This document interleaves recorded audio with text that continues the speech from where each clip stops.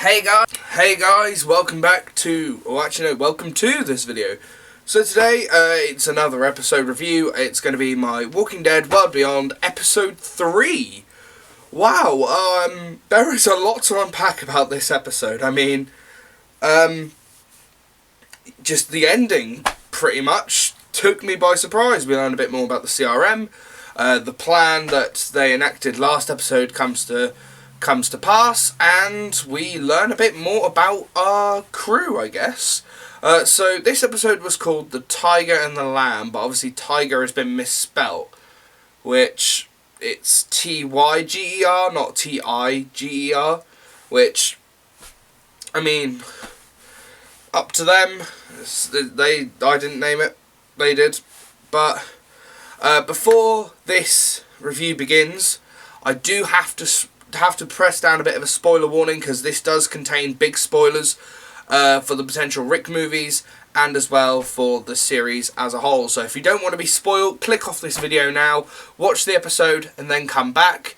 So I'm going to give you a spoiler warning in 5, 4, 3, 2, 1. Okay, so to anyone who has actually stayed to this point, welcome. You've watched the episode and you're back. Yeah, this episode was a bit of a weird one. So obviously it picks up right off where the last one ended. So Hope has gone off on her own without Silas, Elton, and Iris. Sorry, I keep getting their names confused. Damn it. But their plan was, in the blaze of Gory, to sound off a siren to attract all the walkers so they could sneak through and carry on their journey. But obviously they wake up. They realise Iris isn't... No, not Iris. Damn it, I keep thinking characters are different. Damn it. No.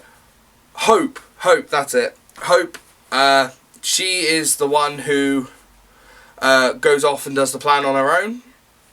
Obviously, Iris and everyone else wakes up and they see that she is gone. They're asking her what she's doing. Obviously, they're still doing Elton's plan, but she's going through with it on her own, so knowing that she can attract the walkers and then sneak past without anyone getting hurt or getting killed. So the other three compadres, they move along and they come across Huck and Felix, which, okay, they were going to catch up to them eventually, because if you looked at all the other, the last episode, Hope had been leaving a trail to them, and obviously they eventually caught up in the blaze of Gory. There has been a bit of a tension between the two crews, so obviously Felix and Huck want to take them back to the campus colony, but as we know, it's been totally destroyed by the CRM, so they have no home to go back to, which... it's going to be really shocking when they all get back and it's completely destroyed after 10 years, but I mean, that's a little bit of tension for us, I guess, because we know more than the characters do. I should mention, in this episode we do focus on one of the crew members, so like, I think that seems to be a recurring theme for the first couple of episodes of this series. Maybe, like, we had the two sisters' backstory in the first pilot episode, because they are our protagonists. We had Felix last episode with him being, obviously, he is part of the LGBTQ plus community, coming out as gay, but his father didn't agree with it, and they were very homophobic, and they kicked him out of the house and stuff like that. But this week, we have Silas, the big, giant, strong dude of the crew, and possibly the one I kind of relate to the most. But yeah, his backstory is he moves to the campus colony. So obviously maybe Portland and the CRM, like he was in Portland and they brought him to the campus colony, which is in Nebraska. So as well, he's very shy, he's very shielded, and he's a tall, strong dude, but he's very socially anxious and stuff like that, which people can relate to. But also, as the episode goes on, he likes to wear the headphones and obviously listen to music and tapes. And there was a flashback scene where he's walking through the corridor of like the school, and one of the standard high school girl stereotypes says maybe they should keep him outside with the monsters. Fuck no, that bitch should stay outside and die. I know it sounds rude coming from me, but I hate those kinds of people. It's sort of what I had to deal with in high school. I had a lot of stereotypical girls like that in my school, and it's horrible. Trust me, it really is. But obviously Silas eventually does open up to the crew, and obviously he's thinking he belongs out in the undead world with the walkers, thinking that he is a monster along with them. But obviously he starts to feel kind of a bond with Iris, which I'm kind of liking, I will admit. It's the most unlikely, but it does work. They're both trying to be out in this world and be like to make something of themselves and have belief and hope. So I guess they're doing that. Also, I know I gave The World Beyond a lot of crap last review for them never having to kill a walker, and unfortunately they sort of continue that streak. Obviously there is a few times where Hope tries to kill a walker but she doesn't. She just lets it get trapped and then walks off. I mean, it's an okay tactic, but I mean, if you need to kill him, you need to kill him. Obviously Felix and Huck, they're more experienced warriors and they can fight, they know how to take down the dead, and it works for them. They're comfortable with it, so they just do the kills, no questions asked. But I can announce that Hope and Iris finally have a confirmed kill of a walker. They both take down a walker in this episode, and it's very nice. So the group of 6 eventually do make it out of the blaze of gory. Elton foolishly runs back for his bag, but obviously Silas is very, through the power of strength and henchness, he holds up the barrier and obviously tips it down when they're all safely across, and that's it. That's the blaze of gory done. They move on to a sort of secure camp. As the next day, they convince Huck and Felix sort of that they're coming with them, and I feel like it's better that they all go together. But obviously Felix is going to try to convince them to go back, but obviously it's going to be very hard for them to, because they want to go see their father in New York. Now, this last scene, I will admit, is probably one of the best. Actually, no, there's 2 bits I want to talk about that are kind of the best. So, obviously, while they're at the camp before they head off again, Hope finally confesses to Iris what happened the night the sky fell, and about their mother's death, saying that it was her, sort of, who killed her mother. So, obviously, she explains that her mum was killed by the pregnant woman, aka Elton's mum. And I'm looking forward to see how that really goes down, because Elton is going to lose his shit.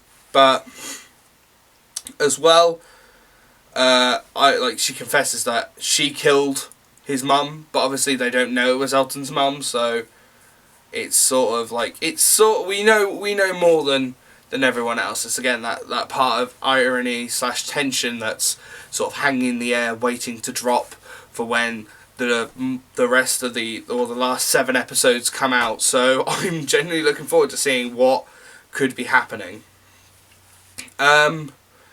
And this very last scene, okay, this is probably one of my favourite parts of the episode as well. So we catch back up with Elizabeth Kublik, the officer of the CRM, who was a part of the destruction and complete total wipeout of the campus colony. And she's back home. She is in her own apartment. She's got all this stuff. And one of the guys who destroyed the town with her comes, and he sort of can't get the voices and the scenery out of his head. And okay, I know I did speak to a lot of people I know about this, and believe it or not, we know where Rick is because of this scene. We know where the great Rick Grimes is. So Elizabeth explains why they did what they did, saying that they were a threat. And the biggest bombshell, knowing that the whole CRM has over 200,000 people in one place, and we don't know where it is. But we sort of know that Rick is here. I know it's sort of like not it's sort of confirmed, sort of not. So obviously the guy couldn't get the thing out of his head, like couldn't mention it out of his head, but Elizabeth explains that they have everything, like power, energy, transport, currency, politics, schools, agriculture, construction. It's sort of like if you've ever watched the film World War Z, it's got Brad Pitt in it. It was released about 7 years ago. It's sort of like the Jerusalem of the Walking Dead world. Like, there's 200,000 people here. That's the biggest community in the entire Walking Dead universe, and that is including the comic book. So maybe Rick's here. Maybe he is, but she does escort this guy, or she gets two of the soldiers to take this guy to the health and like the health centre, sort of like hospital area. So maybe we're thinking, oh, Rick might have been there, and she says that he'll be helping out in a labour capacity. So maybe when Rick exploded the bridge and flew off, he went to this medical centre, and then as he got better, he got put in a labour position, or maybe there's sort of like a brainwashing system, so he kind of forgets everything that he did over the last 9 seasons of The Walking Dead, so who knows?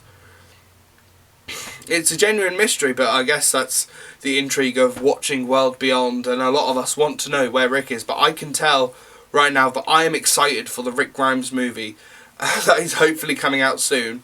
So there's so much to look forward to, and I can't wait to see if the CRM play a much bigger role, or if we get any more hints as the season progresses. But to be honest, as an episode, it's very good. I'll admit last episode was a bit bad, but I think this episode is quite good. I know a lot of people might disagree with me, but I think this is a good episode. I know focusing on Silas a bit more as we get our character backstories as we progress, but I actually quite like Silas's backstory. A shy person who is quite strong and has a tendency to lash out, but also feels like he's a monster, so he wants to better himself, he wants to progress as a person. And I feel like a lot of people can relate to that as well. And as well, learning of the CRM's corruption / brainwashing technique, and possible location of the big man Grimes. So I'm excited for next week's episode. That's all I really have to say for now. If you did enjoy this video, leave a like and a comment in the comment section below. Please subscribe if you haven't already, and also hit the bell icon to be notified when I next upload. So I will see you guys next week for episode 4.